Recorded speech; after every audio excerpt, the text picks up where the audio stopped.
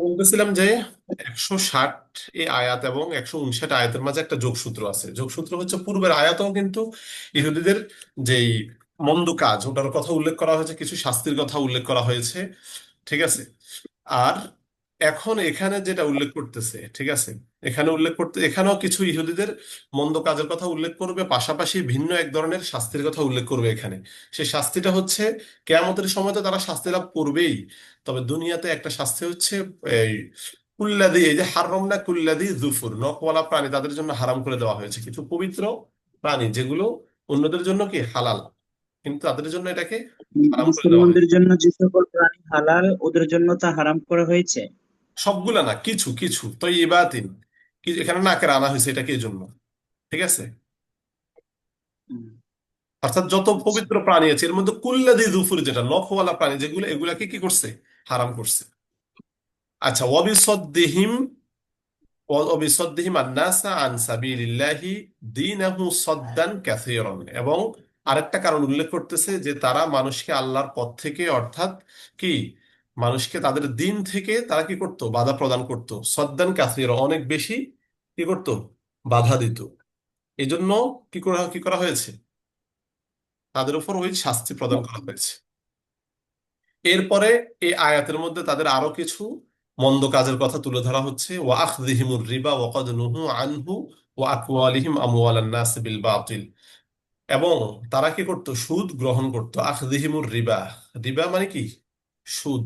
সুদ গ্রহণ সুদ। করার কারণে ওয়াকাদ নুহু আনহু, অথচ ওয়াওটা লিল ওয়াসলিয়া, অথচ তাদেরকে নিষেধ করা হয়েছে আনহু, তার থেকে, মানে ওই সুদ থেকে নিষেধ করা হয়েছে ফিত তাওরাতি, তাওরাতের মধ্যে। ওয়া আকলিহিম আমওয়ালান নাস বিল বাতিল, এবং অন্যায়ভাবে এরা মানুষের কি করেছে, সম্পদ ছিনিয়ে নিয়েছে। বীর রুষা, রুষা মানে ঘুষ, ঘুষের মাধ্যমে, ফিল হুকমি, বিচার কার্যে, অর্থাৎ বিচার করার ক্ষেত্রে তারা কি করতো, বড় ধরনের অ্যামাউন্ট দাবি করত। এই ঘুষ নিয়ে তারা কি করত, মানুষের সম্পদ বক্ষণ করতো অন্যায়ভাবে। তো এই সুদ এবং ঘুষের তারা লিপ্ত হয়ে গিয়েছিল। ওয়া আ'তাদনা লিল কাফিরিনা মিনহুম আযাবান আলিমা, আর এদের মধ্য থেকে যারা কাফের তাদের জন্য জন্য আমি কি রেখেছি। তো কাফের বলতে এখানে কিন্তু এই সুদ ঘুষে যারা জড়িত তাদের কথাই বলা হচ্ছে, যে তাদের মধ্যে থেকে কাফেরদের জন্য আমি কি করেছি, বড় মর্মন্তুদ শাস্তি প্রস্তুত, বা যন্ত্রণাদায়ক শাস্তি প্রস্তুত করে রেখেছি। আই মুলামান, আলিমান, আই মুলিমান ধরি, মুলিমান বিল ইসমে ফাইল ধরি এটা, ঠিক আছে, মানে যন্ত্রণাদায়ক, যেটা কি অনেক যন্ত্রণা দেয় এরকম শাস্তি। ওয়ালাকিনির রাসিখুনা ফিল ইলমি মিনহুম, এখানে তাহলে এতক্ষণ ইহুদিদের মধ্যে যারা কি মন্দ কাজে লিপ্ত ছিল তাদের আলোচনা করা হয়েছে এবং তাদের শাস্তির কথাও তুলে ধরা হয়েছে। এবার 162 নম্বর আয়াতের মধ্যে আল্লাহ তাআলা ভালো লোকদের আলোচনা করবে। কোরআন মাজিদের একটা এই সৌন্দর্য হচ্ছে, এখানে যখনই ভালো লোকদের আলোচনা করা হয় তখন কি, মন্দ লোকদের আলোচনা করা হয়, পাশাপাশি ভালো লোকদের আলোচনাও তুলে তুলে ধরা হয়। আর এর দ্বারা আল্লাহ তাআলা বোঝাতে চাচ্ছেন যে সবাই, বনি ইসরায়েলের সবাই যে একরকম ছিল বিষয়টা এমন না, সকল ইহুদিদের উপরে দিয়ে আমাদের তোহমত চলে আসবে বিষয়টা এমন না, বরঞ্চ এদের মধ্যে ভালো ছিল। এটাই বলতেছে যে লাকিনির রাসিখুনা সাবিতুনা ফিল ইলমি মিনহুম কা আব্দুল্লাহ ইবনে সালাম, যে রাসিখ ফিল ইলম মানে হচ্ছে গভীর জ্ঞানের অধিকারী যারা, সাবিতুনা মানে ইলমের ক্ষেত্রে যারা কি দৃঢ়বদ্ধ, এক কথায় গভীর জ্ঞানের অধিকারী, মিনহুম তাদের মধ্যে থেকে কে, আব্দুল্লাহ ইবনে সালাম সহ অন্যান্যরা, ওয়াল মুমিনুনা আল মুহাজিরুনা ওয়াল আনসার, মুমিনুনা বলতে মুহাজির এবং আনসারদেরকে বোঝানো হয়েছে, অর্থাৎ যারা নতুন করে কি ইসলামে দীক্ষিত হয়েছে, যারা মুহাজির এবং আনসার তাদেরকে উদ্দেশ্য নিয়েছে। ইউমিনুনা, ওই ইউমিনুনা সময় বলতে কি এখানে বনি রাসিখ ইসরাইল ফিল ইলম। আনসার মুহাজির ছিল? জি, ওই সময় বনি ইসরাইলের সময় কি আনসার এবং মুহাজির ছিল? না না না, এটা এই আয়াতটা যখন নাজিল করা হয়, এই আয়াতটা তো মানে ওই সময়ের কথা বলতেছে, তাই না, যখন আয়াতটা নাজিল করতেছে, আয়াতটা যখন মানে এটা নাজিল, হলো রসুলের যুগে। আয়াত এটা হচ্ছে আয়াত যখন নাজিল হচ্ছে তখনকার কথা। যে মুমিনুনা বলতে এখানে মুহাজির হুম, এবং আনসারদেরকে উদ্দেশ্য নিয়েছে। ইউমিনুন, আর এখন আমাদের বর্তমান জমানায় এখন মুমিন দ্বারা শুধু তারা নয়, ঠিক আছে, বরঞ্চ সকল মুমিনরা এখন উদ্দেশ্য হয়ে যাবে। বুঝতে পারছেন? এটা কি বনি ইসরাইল সংক্রান্ত আর আলোচনা নাকি অন্য আলোচনা? এখানে তো মানে ইহুদিদের আলোচনা করতেছে এখানে, তাই না।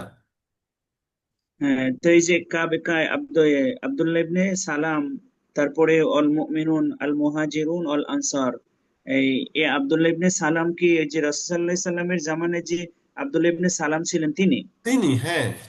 তো রাসিখুনা ফিল ইলমি বলতে ইহুদিদের মধ্যে যারা কি ছিল, যারা সঠিকভাবে দ্বীনকে ইসলামকে গ্রহণ করেছে, ঠিক আছে, যারা পরিপক্ক জ্ঞানের অধিকারী ছিল। বুঝতে পারছেন? কারণ অন্যরা তো ছিল জ্ঞান পাপী, যারা তাওরাতের জ্ঞান ছিল তাদের মধ্যে, কিন্তু তারা জ্ঞানকে গোপন করেছে, ঠিক আছে, সঠিক জ্ঞানের প্রচার করে নাই, মানুষকে বিভ্রান্ত করেছে।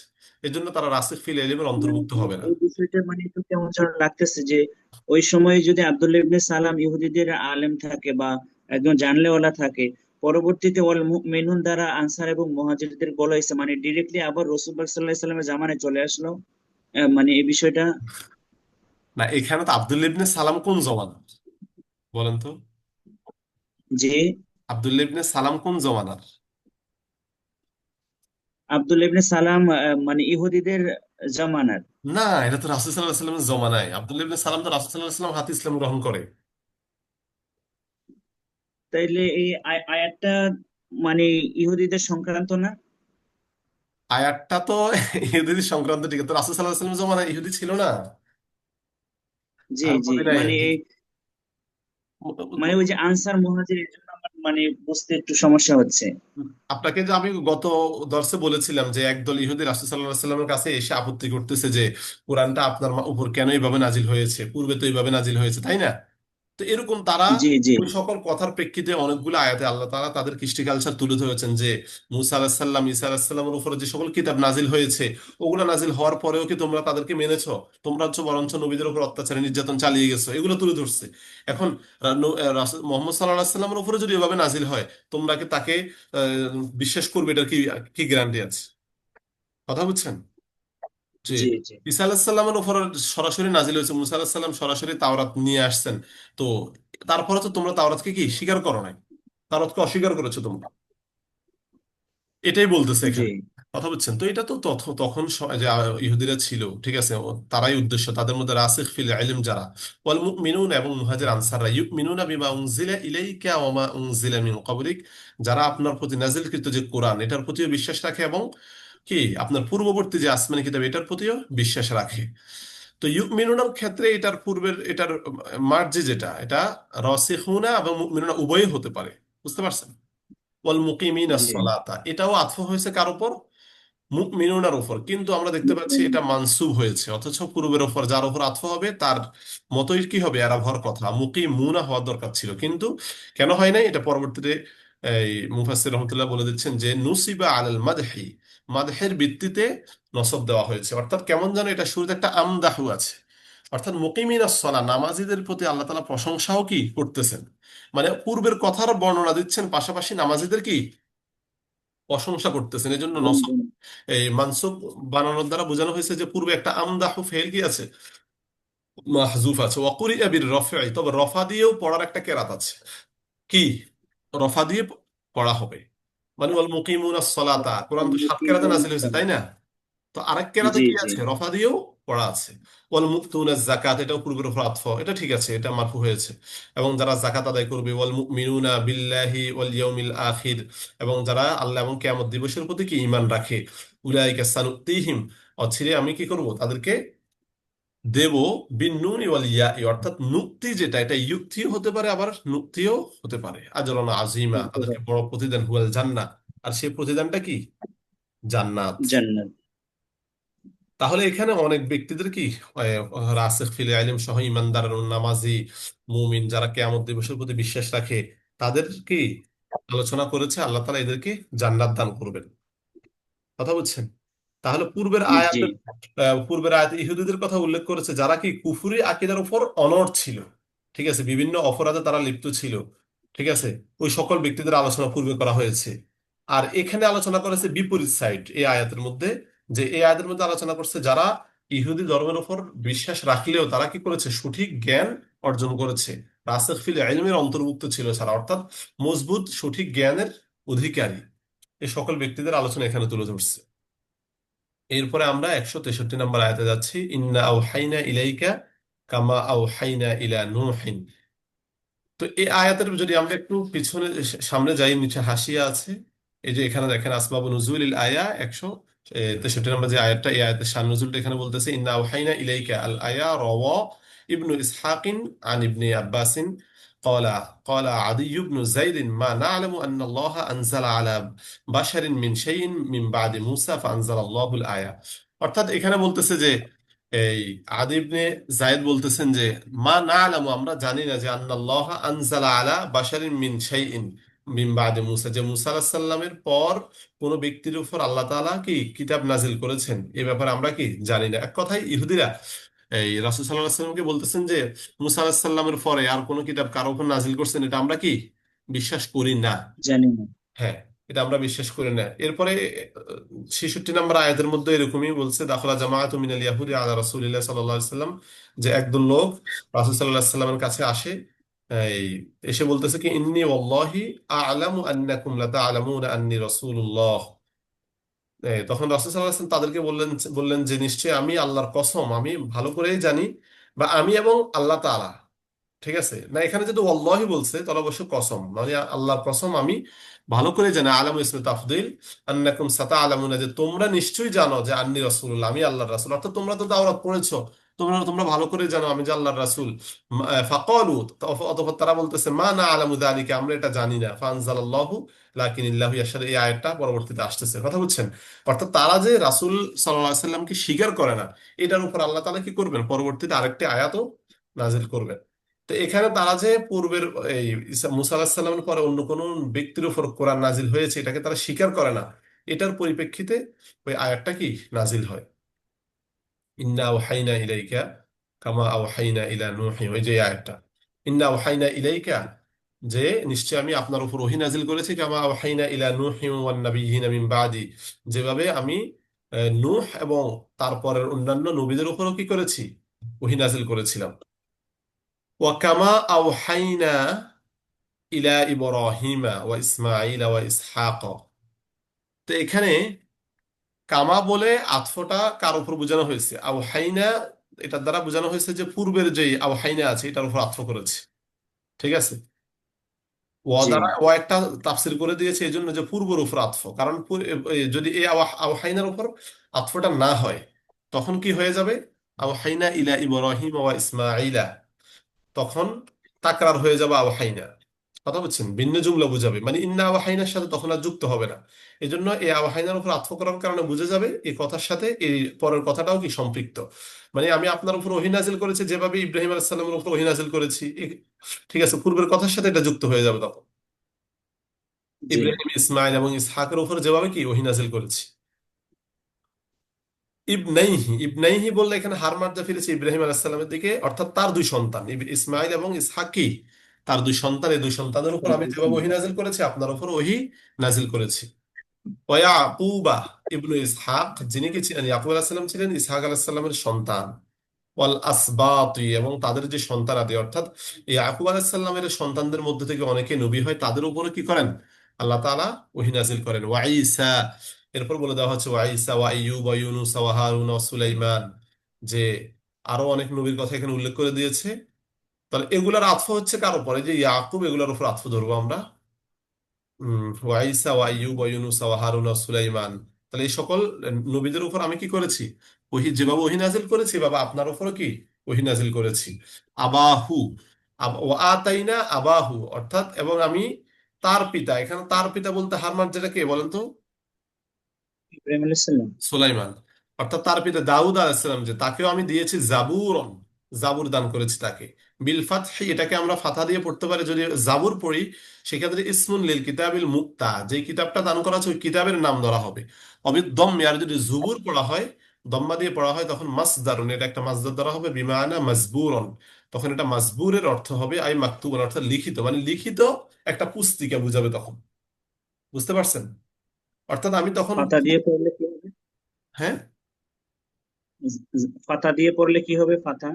পাতা দিয়ে পড়লে তখন কিতাবের নাম বুঝাবে, এটা একটা কিতাবের নাম, ঠিক আছে। আর যদি ও আচ্ছা, দম্মা দিয়ে পড়ানো জাবুরাই হয়, বুঝাবে, জাবুরা।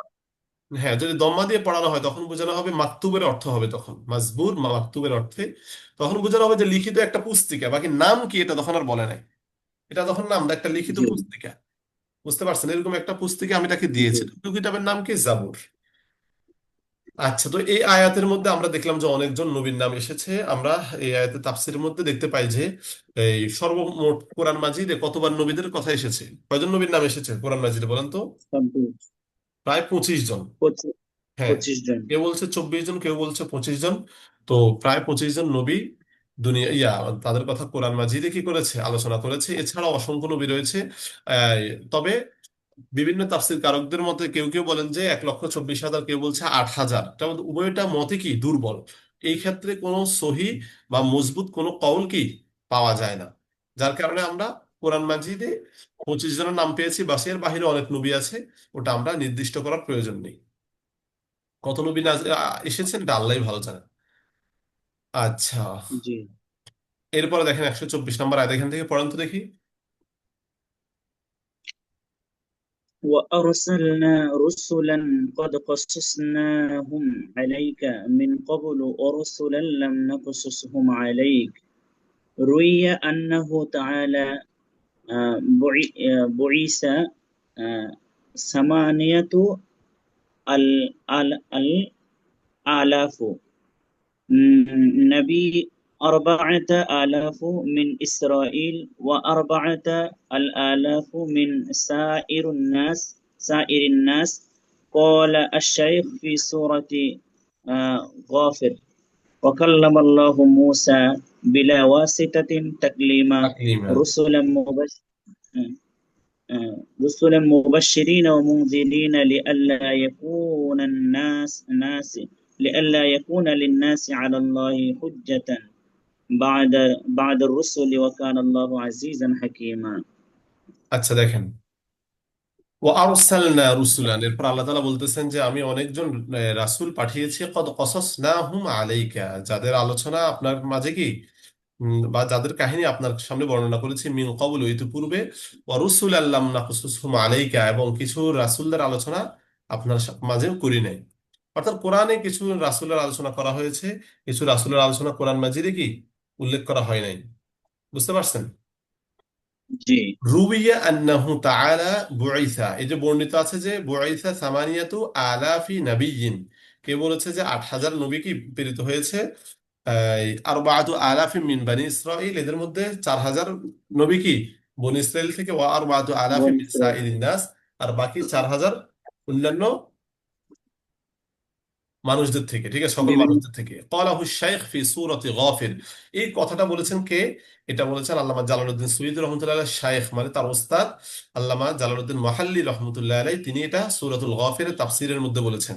ওয়াকাল্লামাল্লাহু মুসা বিলা ওয়াসিতাতিন তাকলিমা, আর বলতেছেন যে আল্লাহ তাআলা মুসা আলাইহিস সালামের সাথে বেলা ওয়াসিতা কি করেছেন, কথাবার্তা বলেছেন। এর দ্বারা বোঝানো হয়েছে যে গফির সূরাটা কোন সূরাটা গফির? সূরাতুল গাফির,